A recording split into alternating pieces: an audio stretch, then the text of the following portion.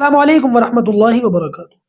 دوستو، پنج وقتہ نماز کے علاوہ ایک نماز ایسی ہے جو رمضان کے اندر بڑی زبردست اس کی اہمیت ہے۔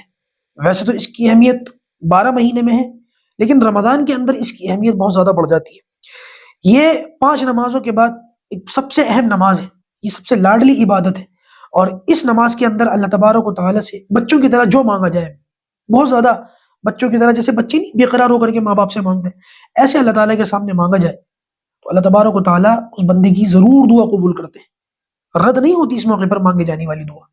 یہ نماز کون سی ہے؟ یہ تہجد کی نماز ہے۔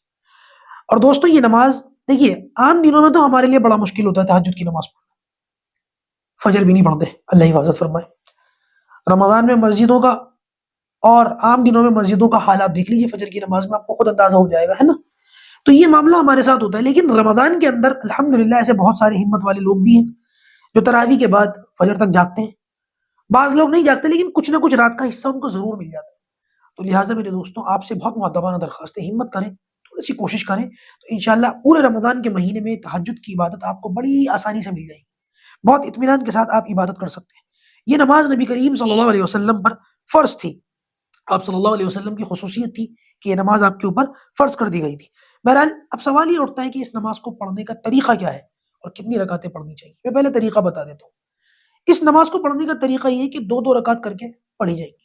آپ اس میں 4 رکعتیں بھی پڑھ سکتے ہیں، 6 بھی پڑھ سکتے ہیں، 8 بھی پڑھ سکتے ہیں، 10 بھی پڑھ سکتے ہیں، ٹھیک ہے؟ 2 2 رکعت کر کے اگر آپ کو رات کا اچھا خاصا حصہ مل رہا ہے عبادت کرنے کا تو آپ 10 رکعتیں پڑھ لیں، تھوڑا حصہ مل رہا ہے تو 4 رکعتیں پڑھ لیں، انشاءاللہ اس پر بھی بڑا اجر ہے، اور یہ بھی نبی کریم صلی اللہ علیہ وسلم سے ثابت ہے۔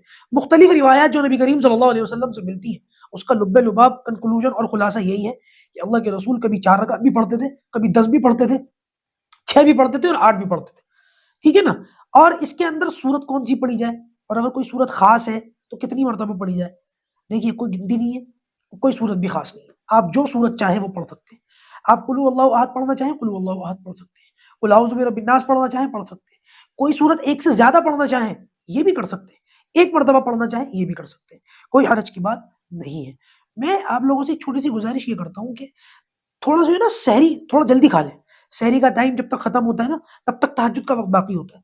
کم سے کم کوشش یہ کریں، اپنا شیڈیول اس طریقے سے بنا لیں کہ آپ سحری 10 منٹ پہلے کھا کے فارغ ہو جائیں۔